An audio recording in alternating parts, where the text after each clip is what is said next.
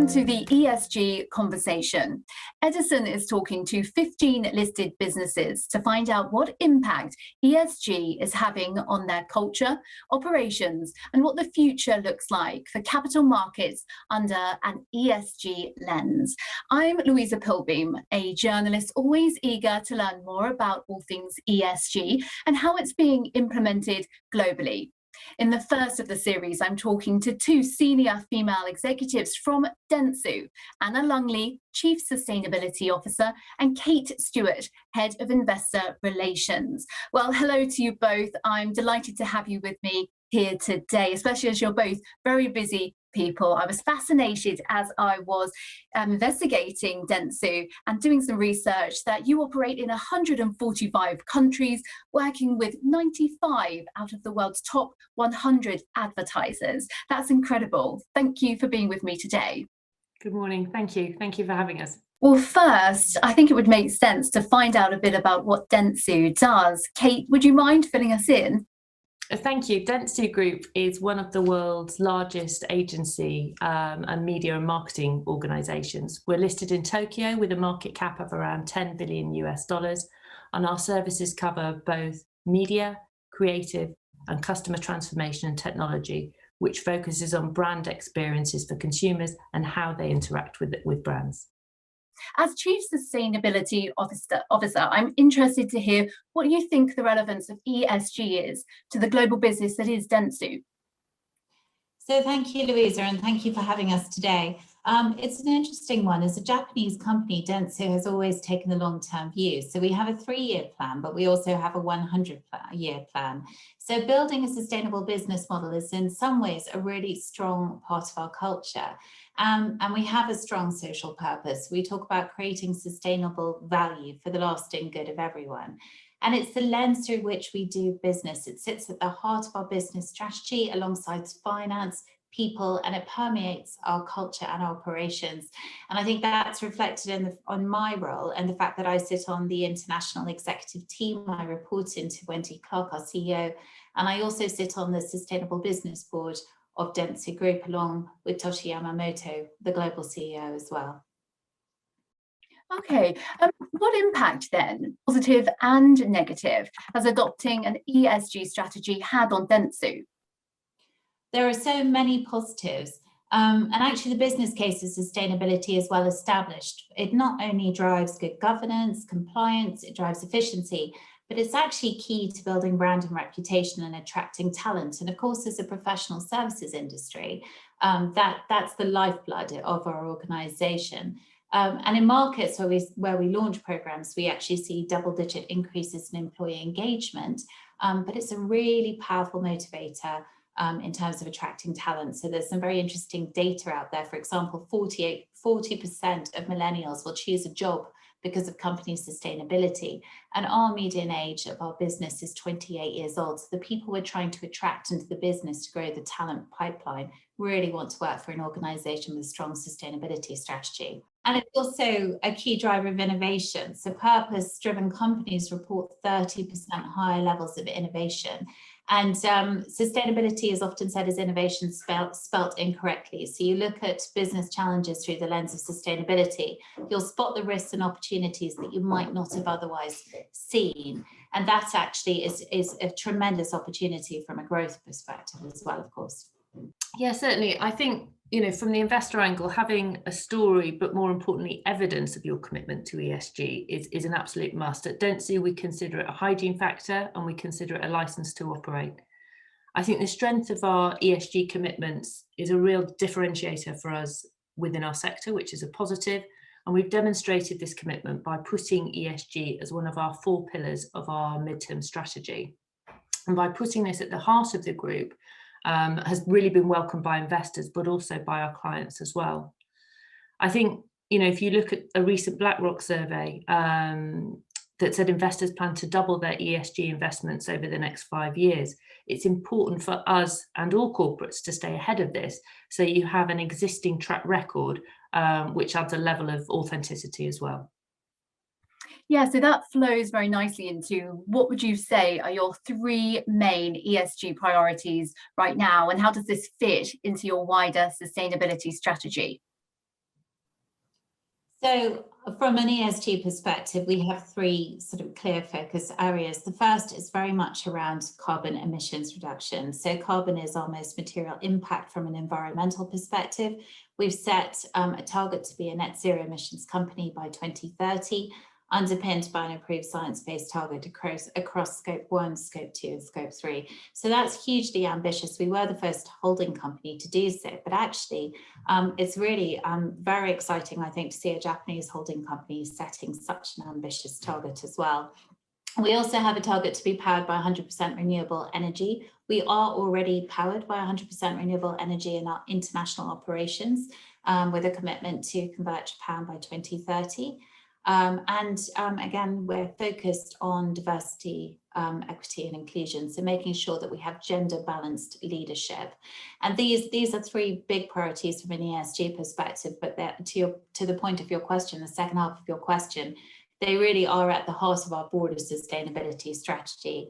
So climate action, sustainable consumption, promoting equality and creating a diverse and inclusive workforce, and then really importantly, focusing on the education and community-based hiring so we can really build that talent pipeline. Yeah, and I mean, there have been some significant changes in social attitudes in the work environment recently, particularly in Japan, where of course you have your headquarters.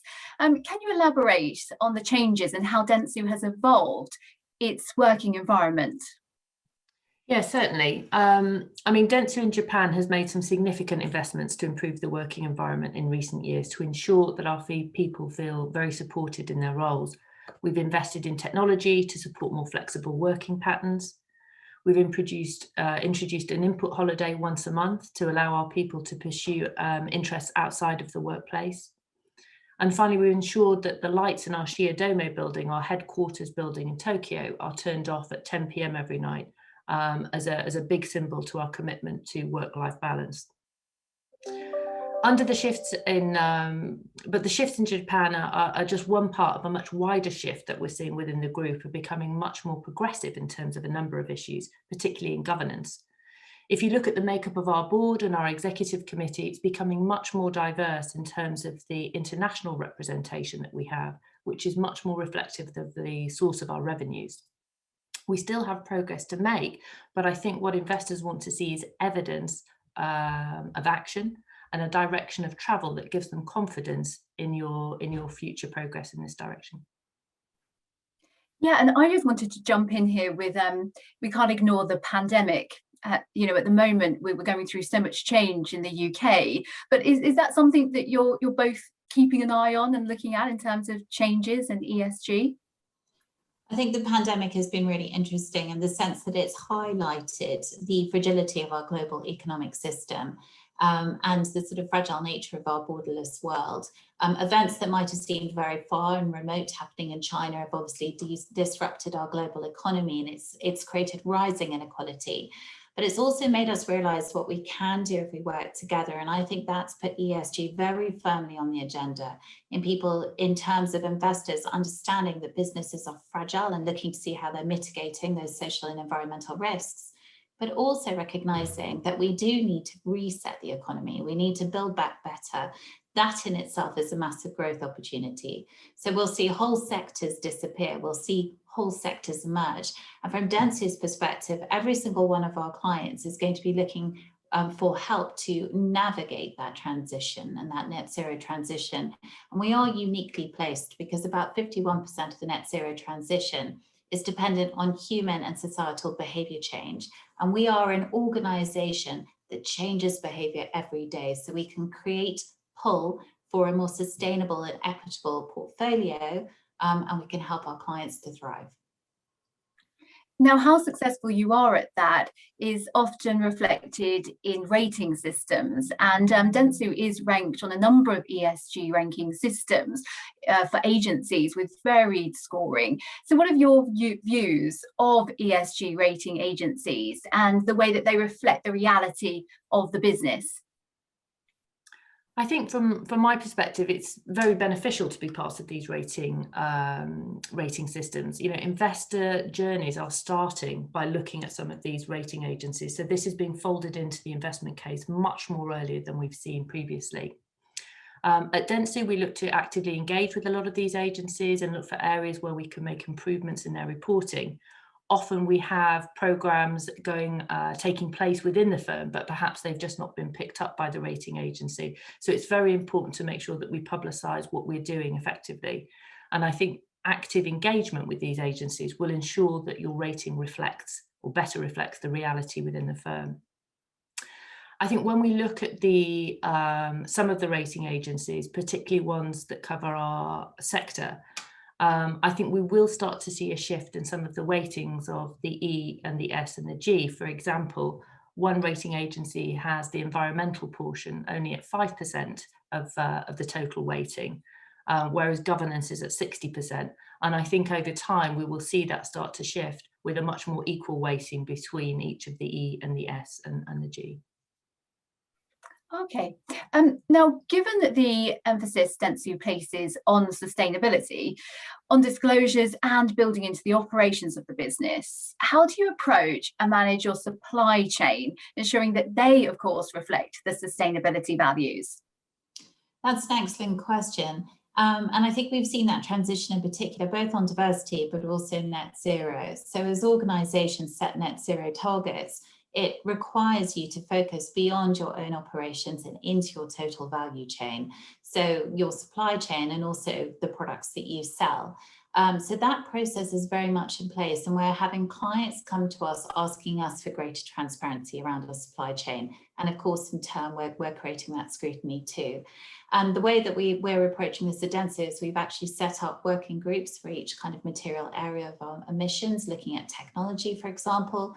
We're collaborating with our big technology partners like, Microsoft and Salesforce, who are on this journey themselves to look at the changes that we need to make.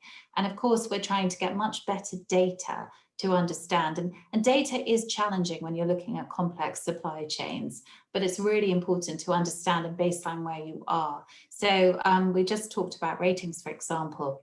We disclose via CDP, we have a leadership rating in our sector, we're A-. But actually CDP has a huge level of data within it. And I think sometimes for the ratings agencies, there's been a discussion as to whether bespoke models or standardized models are optimal. When it comes to environmental data, carbon, water, for example, actually it's quite helpful to have a standardized framework that you can compare.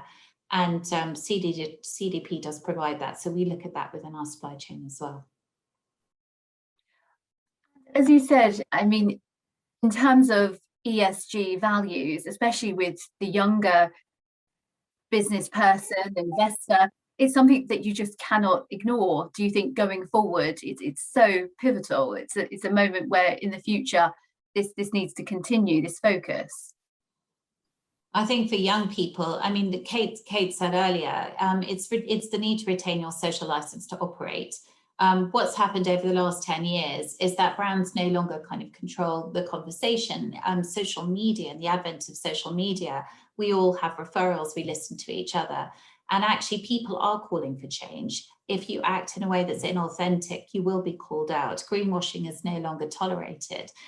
So it's a basic license to operate. If you want to attract and retain talent, it's really important. If you want to drive innovation, you need a diverse and inclusive workforce as well. And you need to be looking at challenges through the lens of the impact on humankind. So it's a big opportunity and definitely a requirement. We'll see it grow.